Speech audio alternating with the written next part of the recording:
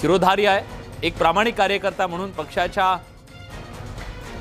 आदेशाचं मी पालन करतो असं म्हणत त्यांनी उपमुख्यमंत्री पदाची शपथ घेतली आहे। खरं तर त्यांनी सांगितलं होतं की आपण सरकारमध्ये सहभागी होणार नाही। स्वाभाविक होतं की राज्याचे ते 5 वर्ष मुख्यमंत्री राहिलेले होते आणि त्यांनी सरकारमध्ये सहभागी न होण्याच्या संदर्भातला निर्णय घेतलेला असू शकतो, पण केंद्रीय नेतृत्वाने त्यांना आदेश दिले आणि त्यानंतर आता राज्याचे 20वे मुख्यमंत्री म्हणून एकनाथ संभाजी शिंदे यांनी शपथ घेतलेली आहे।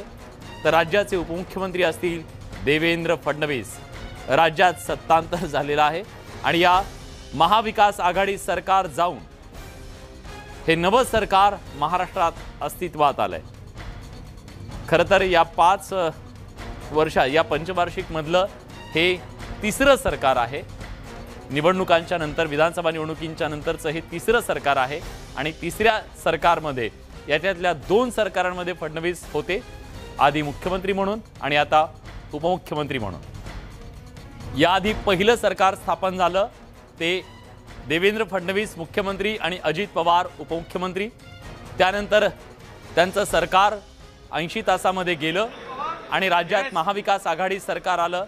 उद्धव ठाकरे राज्याचे मुख्यमंत्री बनले, 19वे ते मुख्यमंत्री बनले आणि अजित पवार हे उपमुख्यमंत्री बनले। तर 3 सरकारांमध्ये 2 वेळा सरकारांमध्ये देवेंद्र फडणवीस होते आणि 2 वेळा अजित पवार होते। दोन्ही वेळा अजित पवार उपमुख्यमंत्री होते, तर देवेंद्र फडणवीस एकदा मुख्यमंत्री आणि एकदा आता उपमुख्यमंत्री। या दरम्यान शिवसेनेच्या वाट्याला सुद्धा 2 वेळा मुख्यमंत्री पदाचा मान आला, याआधी उद्धव ठाकरे यांच्या रूपानं आणि आता एकनाथ शिंदे यांच्या रूपानं। गेल्या 10 दिवसांमध्ये जे अभूतपूर्व बंड झालं महाराष्ट्रामध्ये, शिवसेनेमध्ये विशेषतः जो सत्ता संघर्ष झाला, जवळपास 40 आमदार सोबत घेऊन एकनाथ शिंदे यांनी महाविकास आघाडी सरकारसोबत आम्हाला राहायचं नाही अशी भूमिका घेत त्यांनी आधी सुरत आणि नंतर गुवाहाटी गाठलं, तिथून ते गोव्यात आले आणि याच दरम्यान महाविकास आघाडी सरकार संकटात सापडलेलं होतं।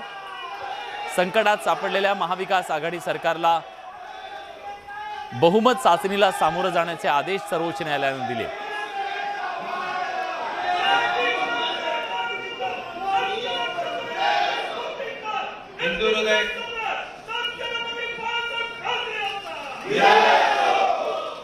हिंदू हृदय सम्राट बाळासाहेब ठाकरे, धर्मवीर आनंद दिघे साहेबांच्या आशीर्वादाने मी एकनाथ संभाजी शिंदे ईश्वर साक्ष शपथ घेतो की कायद्याद्वारे स्थापित झाले आहे अशा भारतीय संविधानाबद्दल मी खरी श्रद्धा निष्ठा बाळगीन। मी भारताची सार्वभौमता व एकात्मता उन्नत राखीन। मी महाराष्ट्र राज्याचा मुख्यमंत्री म्हणून माझी कामे निष्ठापूर्वक व शुद्ध बुद्धीने पार पाडीन आणि संविधान व कायदा यानुसार सर्व तऱ्हेच्या लोकांना मी निर्भयपणे व निष्पृहपणे तसेच कोणत्याही विषयी ममत्व भाव किंवा आकस न बाळगता न्याय्य वागणूक देईन।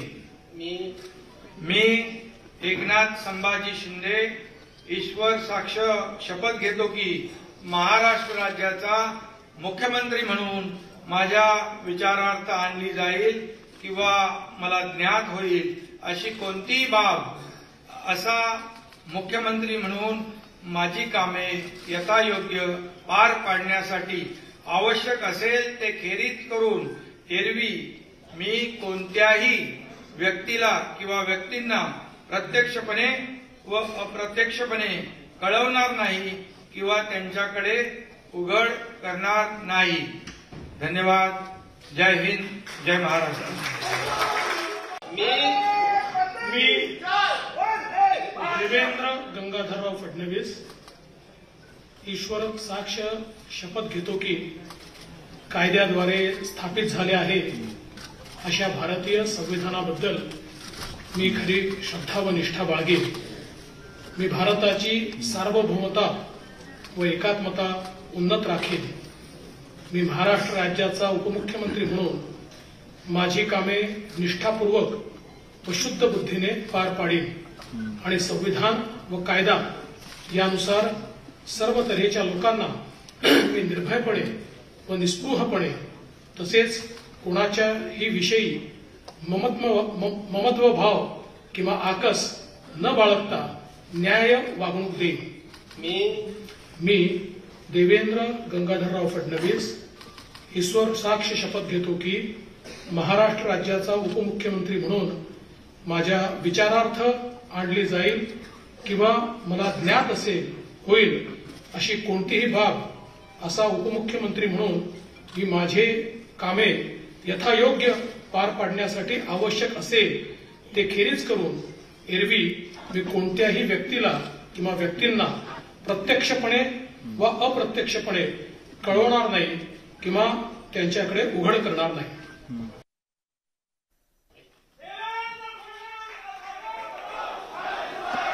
तर राज्याच्या मुख्यमंत्री पदाची शपथ घेतली एकनाथ शिंदे यांनी, तर उपमुख्यमंत्री पदावर आता देवेंद्र फडणवीस हे विराजमान झालेले आहेत. राज्यात सत्तांतर झालं असून नवं सरकार आता अस्तित्वात आलेलं आहे. राज्यातलं पुढच्या हे जे सरकार असेल आता या सरकारमध्ये नेमके कोण मंत्री असतील, कुणाला सत्तेचा किती वाटा असेल याच्याबद्दलच्या चर्चा आणि त्या वाटाघाटी निश्चितपणे होतील. कदाचित त्या झालेली असू शकतात. पण राज्यात आलेलं हे जे नवं सरकार असेल ते सरकार अतिशय अनेक अपेक्षांसह आलेलं आहे आणि त्यांना काँग्रेस, राष्ट्रवादी काँग्रेस आणि शिवसेना या विरोधकांचा सामना तर करायचाच आहे, पण त्याचबरोबर महाराष्ट्रातल्या जनतेच्या अपेक्षा सुद्धा त्यांना पूर्ण करायच्या. त्याचबरोबर हे सरकार सर्वोच्च न्यायालयातल्या सुद्धा अग्निपरीक्षेला कदाचित त्याला सामोरं जावं लागू शकतं, कारण अनेक तांत्रिक बाबींचा अजून उलगडा व्हायचा आहे. त्याच्याबद्दलचे निर्णय येणं बाकी आहे. सर्वोच्च न्यायालयामध्ये त्याची सुनावणी होणार आहे. या दरम्यान आणखीन एक महत्त्वाची बातमी म्हणजे नितीन गडकरी यांनी महाराष्ट्राच्या मुख्यमंत्री पदाच्या संदर्भात महाराष्ट्राच्या मुख्यमंत्री पदाची शपथ ग्रहण केल्याबद्दल मी एकनाथ शिंदेजी यांचं तसंच उपमुख्यमंत्री पदाची शपथ घेतल्याबद्दल देवेंद्र फडणवीस यांचं हार्दिक अभिनंदन करतो. दोघांनाही यशस्वी कार्यकाळासाठी शुभेच्छा देतो असं नितीन गडकरी यांनी ट्विटरवरून त्यांना शुभेच्छा दिल्यात.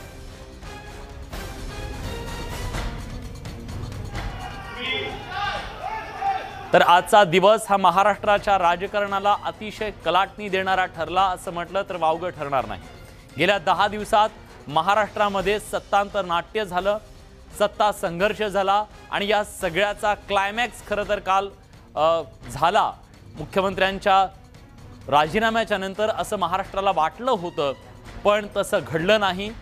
आज खरा क्लायमॅक्स होता, कारण जे सरकार महाराष्ट्रामध्ये नव्यानं अस्तित्वात येणार होतं ते सरकार कसं असेल याच्याबद्दलची खरं तर राजकीय भूकंप घडवणारी घोषणा देवेंद्र फडणवीस यांनी पत्रकार परिषदेच्या माध्यमातून केली आणि ती म्हणजे शिवसेनेचे नेते असलेले एकनाथ शिंदे. सुरत ते गुवाहाटी, मुंबई ते दिल्ली, कुणाच्या हाती येणार सत्तेची किल्ली. सत्ता नाट्याची प्रत्येक घडामोड सर्वात आधी फक्त न्यूज 18 लोकमतवर.